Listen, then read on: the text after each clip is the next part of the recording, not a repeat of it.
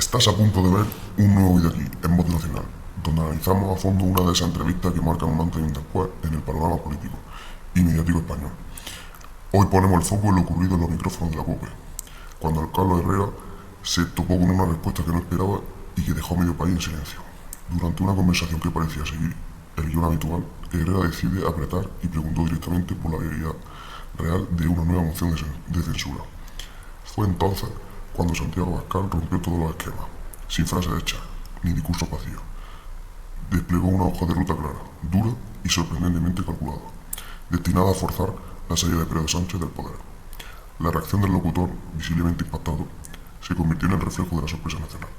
Nadie esperaba un planteamiento tan directo y agresivo, y en ese instante, captado en directo, ya está dando vuelta a España. Como uno de los momentos políticos más comentados de la semana, aquí te contamos por qué. El presidente de Vox es el señor Santiago Abascal, que amablemente nos visita. Don Santiago, buenos días. Muy buenos días, don Carlos. Bueno, no le veo bien, me han dicho que está usted bien, porque estamos separados por unos cuantos kilómetros, pero tiene usted razones pues para estar satisfechos. En París fue elegido presidente de Patriots for Europe, que es el tercer grupo mayor de la Eurocámara. Es usted presidente de la tercera fuerza en el Congreso y está viendo, supongo que con expectación, todo lo que está ocurriendo. La sensación que tiene hoy usted después de las revelaciones ayer de el señor Aldama, ¿cuáles son? Bueno, en primer lugar, déjeme que matice que tengo razones más que para estar satisfecho, para sentir una gigantesca responsabilidad y una gigantesca preocupación ante la situación de España y del conjunto de Europa. Yo creo que ayer la declaración del señor Aldama ante el juez Peinado fue una confirmación de lo que muchos sospechábamos. Fue un señalamiento claro, preciso, de aquellos a los que había corrompido, que se habían corrompido con él, y yo creo que esto, junto con otras muchas cosas, haría caer un gobierno en cuestión de minutos en cualquier sociedad democrática. Lo que estamos viendo en España es de ciencia ficción, porque evidentemente lo que ayer ocurrió es de una naturaleza gravísima, pero quizá no debería sorprendernos, porque quien pacta con terroristas, pues cómo no va a tener capacidad para robar, por qué va a tener escrúpulos para robar. Por lo tanto, poca sorpresa ante lo que ocurrió ayer, pero bueno, esperanzados también en que avance la investigación y en que los corruptos se sienten en el banquillo. Poca esperanza en que abandonen el poder voluntariamente, porque creo que el señor Sánchez en este momento necesita todo el poder para defenderse de la acción judicial. Necesita todo el poder para usar la Fiscalía de manera atroz, como hace él, para intentar presionar a los jueces, para intentar presionar a los medios de comunicación, porque sabe que en estos momentos su salida del poder es un camino muy rápido hacia el banquillo. Y por lo tanto yo creo que no deberíamos confundir a los españoles con falsas esperanzas, diciéndoles que hay algún tipo de posibilidad de que Sánchez abandone el poder voluntariamente. ¿Ustedes, Vox está personado en el caso? ¿Van a pedir alguna ampliación de la causa?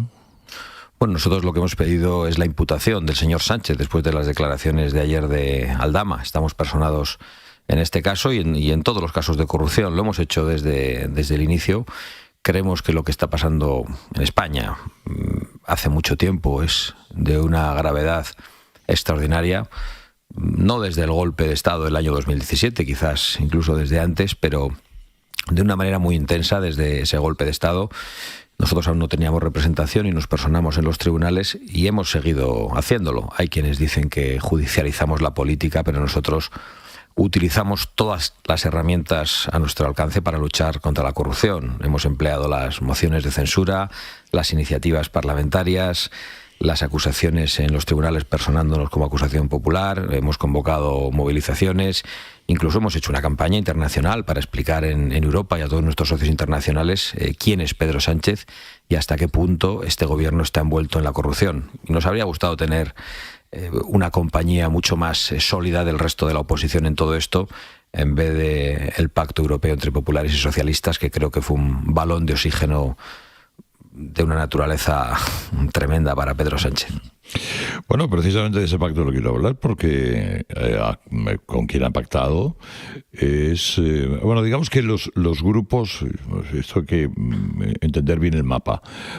Usted formaba parte, ustedes, el partido Vox, formaban parte en el Europarlamento del ámbito o cercano a la señora Meloni, y ahora es del ámbito cercano al señor Orbán, que es el señor húngaro.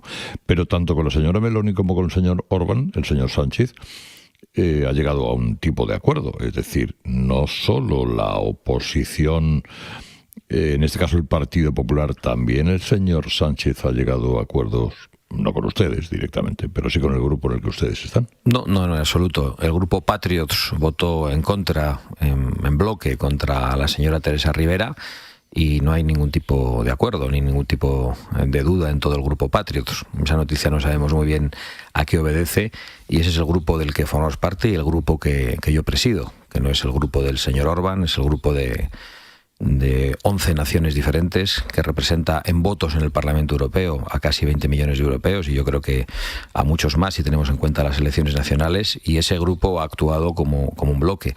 Lo que hay es un acuerdo de vicepresidencias entre los populares, los socialistas y los liberales progres en la Unión Europea, al que se ha incorporado Italia, y es un acuerdo del que nosotros no formamos parte, pero es un acuerdo esencialmente entre populares y socialistas, que son las dos fuerzas mayoritarias. Y nosotros hemos votado en contra de todos los comisarios, salvo del comisario propuesto por la señora Giorgia Meloni. Claro, pero el apoyo del PSOE al candidato de Víctor Orbán sí es cierto.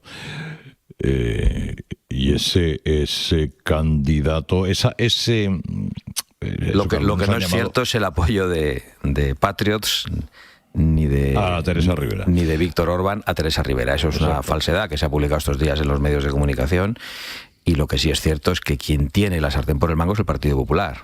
El Partido Popular es el que podía haber impedido que Teresa Rivera estuviese en esa terna.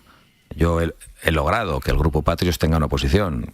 Otros pues no han tenido capacidad o no han hecho los deberes. Han hecho mucho ruido en España oponiéndose, pero lo cierto es que forman parte de ese grupo, y yo creo que una vez que esta votación se confirme, pues ellos deberían tomar algún tipo de decisión. Volviendo a España, lo de ayer, los acontecimientos que se están produciendo y que pueden producirse, es decir, los que pueden llegar, porque se especula con que efectivamente en pocos días tengamos más revelaciones sobre este caso, ¿acerca en algo más las posturas del Partido Popular y de Vox para un entendimiento posterior? Bueno, es que el problema, yo creo que no es la voluntad de Vox para tener un entendimiento con el Partido Popular. El problema es la voluntad del Partido Popular para tener un entendimiento con el Partido Socialista. Yo creo que lo que está pasando en España, el nivel de corrupción del Partido Socialista en materia económica, con casos como los que han mencionado ustedes antes, el caso Koldo, el caso Begoña Gómez, con las actuaciones en el Tribunal Constitucional para que se vayan de rositas los corruptos del Partido Socialista de Andalucía, con el asalto a las instituciones, con la depravación moral en la actuación respecto a las inundaciones en Valencia, dilatando la ayuda porque aquello está en manos de un gobierno de otro color, con el expolio fiscal, pues nos tiene que hacer ser conscientes que estamos ante la Rosa Nostra. Estamos ante un partido socialista, estamos ante un presidente Sánchez dispuestos a cualquier tipo de cosa. En eso yo creo que no puede haber matices, tiene que haber una distancia infinita que nosotros hemos practicado con una oposición sin cuartel durante estos últimos 5 años. Eso no se puede compadecer con aquellos que de vez en cuando le salvan al gobierno. Me da igual en el decreto de ayudas a Valencia, que es un decreto trampa, que es una auténtica ofensa a las víctimas de Valencia, que no supone realmente una ayuda, que va a hacer imposible la reconstrucción, que con los acuerdos en materia judicial o el acuerdo en la Unión Europea. Nosotros tenemos la mano tendida al Partido Popular permanentemente, pero el Partido Popular ha decidido virar esos pactos hacia el Partido Socialista, también en las regiones donde decidió el reparto de inmigrantes ilegales en un acuerdo con el gobierno de España y que hizo que nosotros tuviéramos que abandonar los gobiernos. Dicho lo cual, nosotros estamos tendiendo la mano permanentemente para construir una alternativa y estamos dispuestos a lo que sea necesario para ello. ¿Cree usted que alguno de los grupos que ahora mismo apoya a Sánchez al menos cambiaría de opinión, si no para votar una moción de censura en la que votaran junto a usted, señor Abascal, y el señor Núñez Feijóo, si no apoyaran el gobierno de Frankenstein? ¿O ese es un bloque que está muy unido por la argamasa de determinados intereses? Bueno, yo creo que es un bloque que está unido por la falta de amor a España. Y yo creo que necesitan y disfrutan de un gobierno débil en España, porque eso les permite debilitar a España, debilitar el proyecto nacional, la concordia entre todos nosotros. Y por eso creo que debemos tener muy pocas esperanzas. Creo que a ellos les viene bien esta situación y por eso a mí no me gusta confundir a los españoles. A mí no me parece mal presentar una moción de censura. Yo he presentado 2 para que se realice en el Parlamento un debate sobre lo que está haciendo este gobierno, para que todos podamos hablar sin límite de tiempo, porque en las mociones de censura quien las presenta puede hablar mucho y normalmente en el Parlamento el gobierno puede hablar lo que quiere y nosotros tenemos muy pocos minutos para explicar nuestras posiciones. Es decir, yo no soy contrario a presentar una moción de censura, pero sí creo que no debemos confundir a los españoles sobre la posibilidad de que los partidos separatistas que disfrutan de un gobierno débil y que quieren un gobierno débil en España puedan llegar a apoyar una moción de este tipo. Bueno, y la nueva Comisión Europea, incluida Teresa Rivera, ¿cree usted que el nombramiento de Teresa Rivera, con todo lo que hay, puede pender todavía de un hilo o no? Pues tengo la impresión de que no pende de un hilo. Creo que también en España se nos está confundiendo con una alaraca, con un ruido excesivo por parte del Partido Popular, haciendo como que trata de impedirlo, pero en el fondo pensando ellos que no pueden impedirlo, que no tienen capacidad de influencia sobre el Partido Popular Europeo, para luego quedar ante la opinión pública como que han hecho todo lo posible, ¿no? Por lo tanto, yo tampoco tengo muchas esperanzas en poder impedirlo. Lo que tengo es toda la preocupación en la continuación de este pacto entre populares y socialistas en Europa, porque es el pacto que alumbra otros pactos, como el Pacto Verde, que son tan negativos para nuestro pueblo, para la agricultura, para la industria, para la construcción de infraestructuras hidráulicas como las presas, y que en el fondo está detrás de catástrofes como la que hemos vivido en Valencia. Por lo tanto, tampoco en esto yo quiero confundir a los ciudadanos. Me da la sensación de que finalmente Teresa Rivera será elegida y que no pasará nada, y que el Partido Popular y el Partido Socialista seguirán gobernando juntos en Bruselas. El señor Trump, usted le conoce. ¿Qué cree que va a hacer estos 4 años de gobierno? ¿En qué nos puede afectar a los españoles y a los europeos en general? Bueno, yo creo que lo que va a hacer es defender sus intereses nacionales y defender su propia industria, pero también otras muchas cosas. Y va a hacer, por otra parte, lo que nos gustaría hacer a nosotros, con nuestros propios productos y con nuestra propia industria. Y pienso ahora en el campo y en cómo nuestro campo está invadido por productos de Marruecos, por productos de otros lugares que no son producidos en condiciones de igualdad con nuestros productores y que en muchos lugares y en muchos casos dan lugar a problemas sanitarios. Por lo tanto, yo estoy a favor de ese tipo de protección de nuestro producto y de nuestra industria también, y no voy a reprochárselo a nadie. Pero por otro lado, yo creo que lo que va a haber es una batalla por la libertad y contra la ideología woke como nunca se ha planteado, y creo que eso es un motivo de esperanza para los españoles y para todo el mundo occidental. Yo creo que la victoria de Donald Trump, con los riesgos que eso pueda entrañar en el momento que defiendan sus intereses en materia económica, también abre muchísimas posibilidades para muchos españoles, y creo que hay muchos españoles contentos con esa victoria y hacen bien en estarlo. Se le atribuye a usted, o se le achaca más que se le atribuye, no defender a Ucrania o no estar del lado de Ucrania. Tiene usted la oportunidad de decirme lo contrario, si es que es así. Es curioso porque nosotros hemos sido muy claros desde el principio de la agresión rusa, y lo digo en esos términos, de la agresión de Putin, hasta el punto de que convocamos a todos nuestros socios internacionales en Madrid poco antes de la invasión y pusimos un papel encima de la mesa y todos ellos firmaron un documento de condena de la incipiente agresión rusa en aquel momento, y nuestra posición ha sido clara en todo momento. Y ahora bien, es evidente que hay que manifestar preocupación en estos momentos. No se trata de que Ucrania no tenga razones. Lo que desde luego no hay razones es para una tercera guerra mundial. ¿Cree usted que esta podría estar a las puertas si responde Putin tal y como ha anunciado? Bueno, tal como ha amenazado, para ser más exactos. Pues eso ya es impredecible. Yo no soy un experto en geopolítica, pero lo cierto es que si armas occidentales de la OTAN atacan suelo ruso, la respuesta que ha dado Rusia es muy clara, y a partir de ese momento pues no sabemos qué es lo que va a ocurrir, y a todos lo que nos gustaría es que esto acabe cuanto antes, la verdad. ¿Tiene Antonio Naranjo alguna pregunta para usted, si no le importa? Sí, buenos días, señor Abascal. Mire, al parecer ya han dejado ustedes de ser fascistas para los socialdemócratas europeos y españoles. Pero sorprendentemente, en una familia, no digo que sea la misma ideológica, pero sí parecida, cuesta más entenderse. ¿Qué le pasa a los partidos del centro a la derecha en Europa para que les cueste tanto entenderse entre ellos?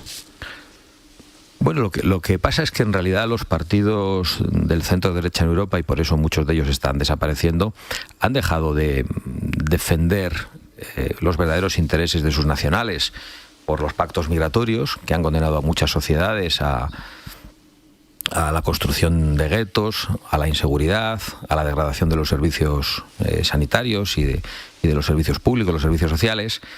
También el Pacto Verde, que ha hecho un daño extraordinario a la industria y al campo en Europa. Y yo creo que eso ha hecho que muchas fuerzas nuevas, que hablan con más claridad, empiecen a obtener los apoyos.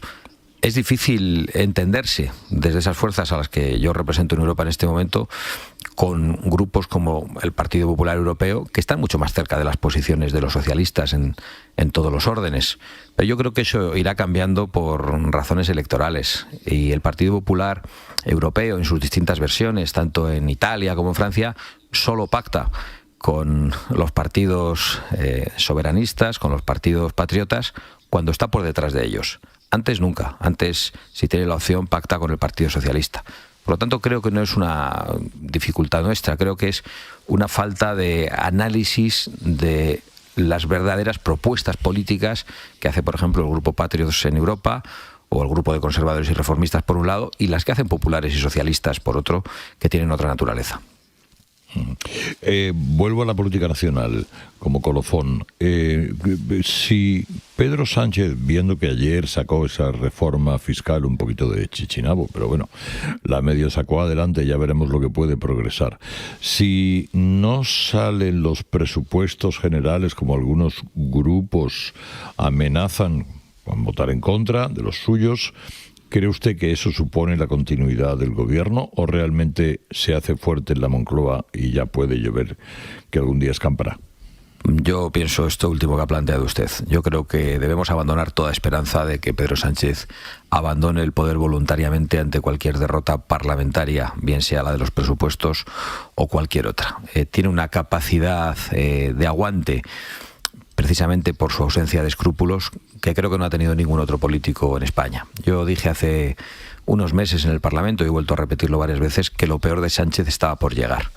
Y sigo pensándolo. Y eso que desde que lo dije han pasado cosas mucho más graves, y Sánchez ha hecho cosas mucho más graves. Pero creo que no hemos visto todavía lo peor. ¿Cree usted que puede tener problemas con la justicia? Bueno, yo creo que ya los tiene. Tiene problemas con la justicia, quien tiene imputado a su hermano, a su mujer, a su número 2, y quien ha sido acusado precisamente en el día de ayer por un testigo de ser el jefe de la trama y de estar al tanto de todo. Los problemas con la justicia ya existen, y yo lo que le deseo al señor Sánchez es que tenga un juicio justo, pero que se siente en el banquillo.